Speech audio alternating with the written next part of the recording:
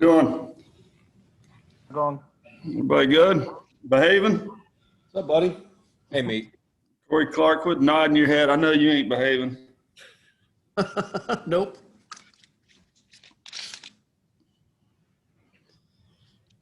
Well, y'all fire away. Opening statement? Oh, okay. Yeah, first day.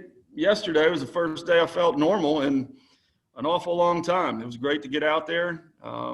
It was the usual. They were running really fast, but running the wrong way. But all in all, we got a big group.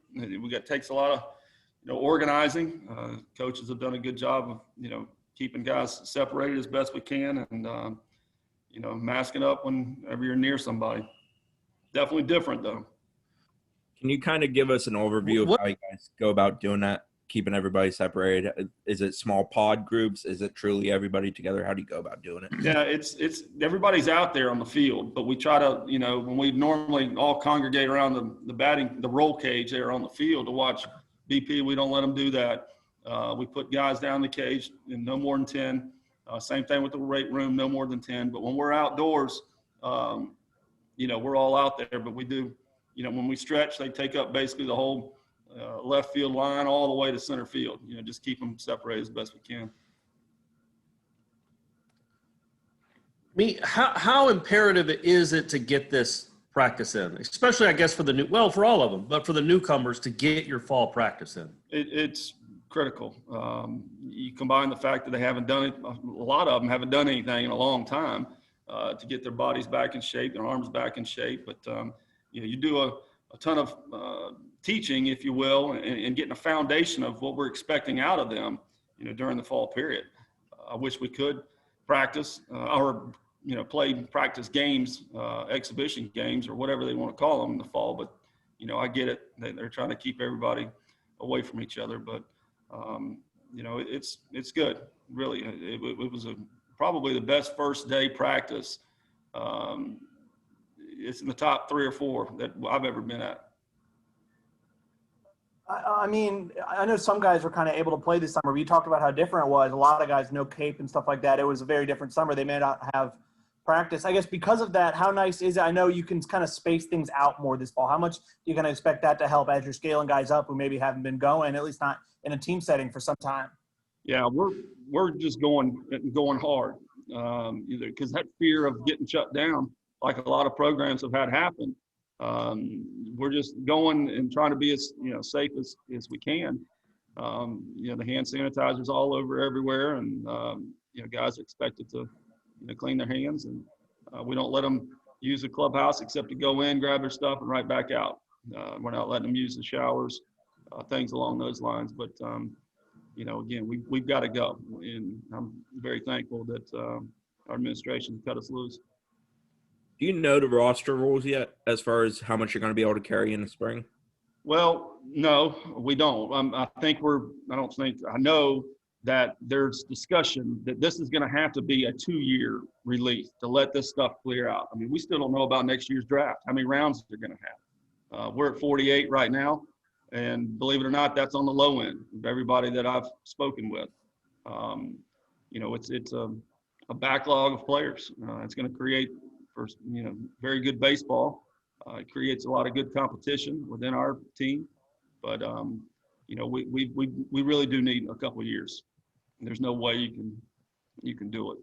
It's sad. What are the challenges of having that larger roster, and how much different is practice planning this year? It's definitely different. The fact that we have to figure out ways to keep them separated. Once the scrimmage starts, that's pretty normal, and we're going to do a lot of that this fall, because we've got to evaluate who can play, who can't, what's best for our club, and who needs to be where. So we're going to scrimmage a lot more this fall than we ever have. Meet in that first practice, how long until you became the normal meet again and were yelling? And was it different? Did you try to appreciate it more because you didn't know when this day was coming? I did appreciate it. I woke up, it was like a kid at Christmas. All the coaches were the same way. It didn't take long to start yelling. Somebody had their mask down and, heading that way towards a group, and we got to, beat it into them that they've got to have those things up anytime they're going to be around somebody. But, again, a lot of guys have changed their bodies, some for the good, some for the bad.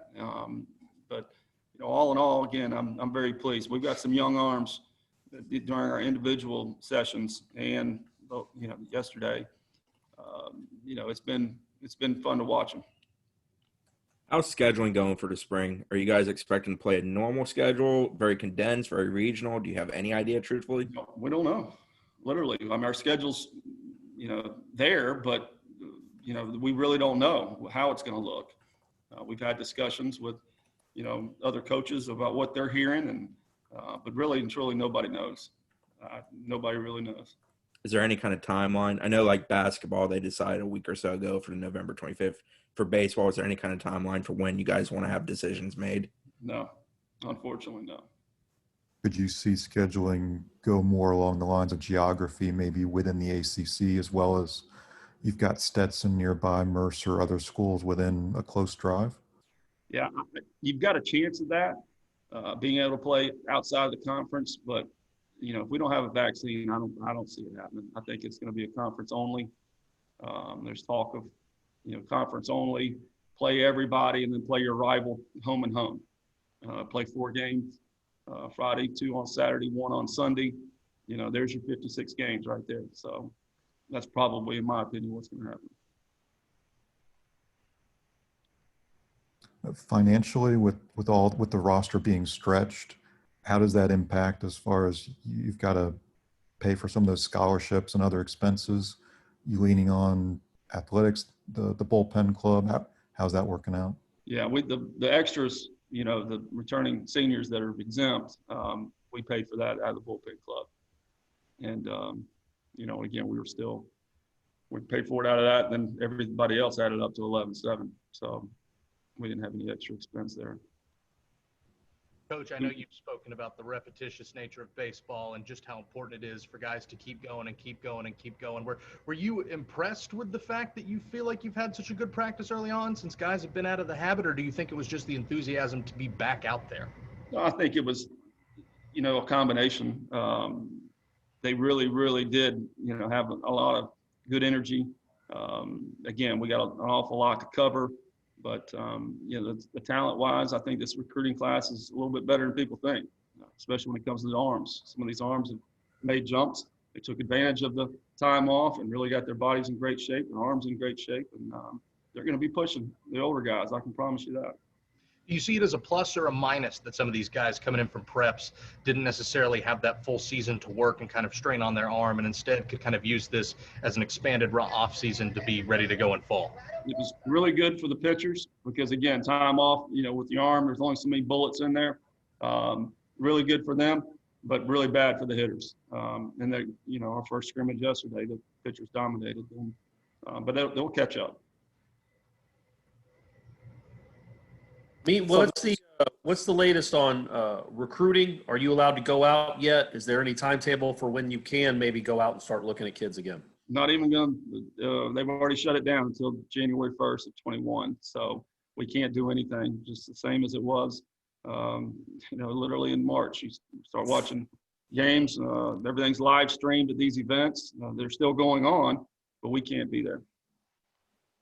So you can watch them though, like I guess from a weird camera angle, but you can only get so much, I assume, from what you're watching from a weird camera angle at a faraway event.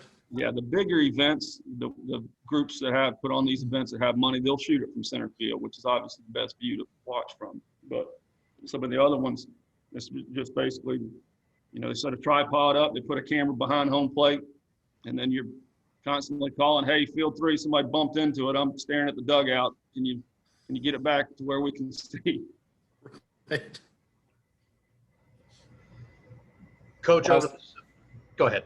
All right. Last year, you stressed a lot about the aggression on the middle third of the plate offensively. Was that aggression level something that you were happy with, or you think that's still a developing mindset?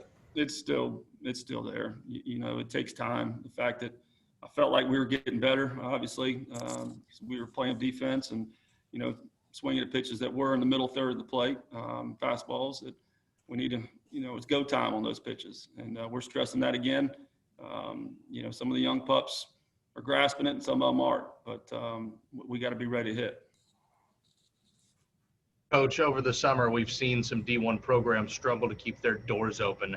How worried are you right now for the health of the sport as a whole in college? It is worrisome. I think, with the text chat we've got going within a bunch of coaches, everybody's, starting to feel a little bit better. Playing football really helps, guys. And, as long as we can keep them on the field, money come in, I think we can, make it all work. Sure, we're having to work a little bit harder trying to raise money, but, it's hopefully we're getting close here. Because Corey Clark's got the vaccine, didn't you? I'm pretty sure you were right on it. I'm waiting for the highest bidder. Gotcha. Okay. Come on, man. I'm not going to give it away. You Hey, me, on that topic, how often is it once a week that you guys get tested?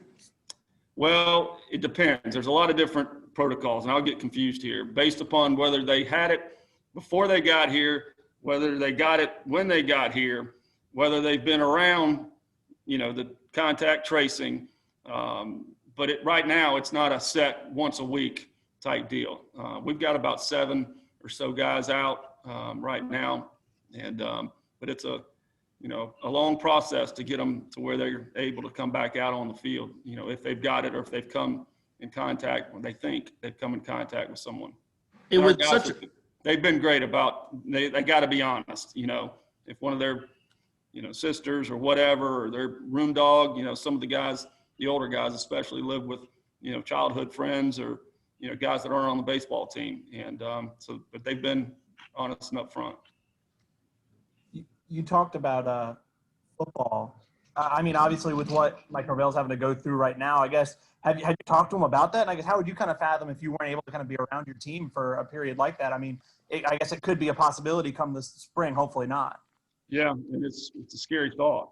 No, I have not spoken with him, but from my understanding, they got a pretty good little system to where he can watch and still, teach and do his thing. But he's obviously got to do it from quarantine. Technology is pretty amazing. Do you think Norvell getting it though, Meat, was a good, not that your kids needed a wake up call, but hey man, this guy protects himself every moment of the day in a practice and he still got it. You guys need to be diligent. We did use it as an example. Our guys again have been good, and they got to continue to be good. But when that did come about, we definitely, look, there it is right there. This guy's got a lot vested. He's doing everything he can. And he got it. It can happen to any of them. And then when the numbers pop and they start saying, look how much younger everything is trending, then, we've got coaches and staff, support staff that have, young children and, some are caring for their parents and that type of thing. So I think it's gotten in there. How many weeks are you looking to practice? Do you think there'll be a garnet and gold type of exhibition? And could fans maybe watch some of those games if things work out? I would hope so. But we're planning on going until November 5th and having 4th and 5th as our, garnet and gold games. That's the plan right now. Me, just curious, the movie nights they're doing at Hauser, is that going directly back to the baseball program or just to the athletics in general? To be honest, I don't even know. I'm not sure exactly how that works. I know it's an outside group that puts it on. I'm sure some of the money, I would think, gets back to athletics in some form or fashion, but I really don't know the exact answer to it. But you're not getting a cut of it. No, I'm not. Okay. Did they at least let you pick the movies? No, don't get to pick those either. Anything else, guys? Just real quick, Steven, sorry. Is there like a minimum number of games you think you guys need to get in? I mean, you mentioned getting to the number 56. I mean, is there a certain number you think has to be played to set up a national tournament? No, I don't think necessarily they have to. The one thing that we're all concerned about is if we knock those games back. Everybody knows how our game's meant to be played all the time. you know, day after day after day, and you know, the pro people using that against going to, you know, to college with the high school kids. You know, why would you want to go to whatever university when you're only going to play 30, 40 games? You know, you're not going to develop that way. So we're really going to try like crazy to stand firm with that we need to play at least 56. We don't need to be playing less than that. Do you think on that front meet that there will be more double headers? Yes, I do foresee that happening. And I hate double headers, for the record. Gotcha. 7 innings or 9? I was going to ask the same thing. Yeah, they would be 7s. It's the, you know, the player welfare becomes an issue there when you're playing 2 9s, so it would be 2 7s. Thank you, Meat. All right, thanks, guys. Have a Thanks, good one. Pete.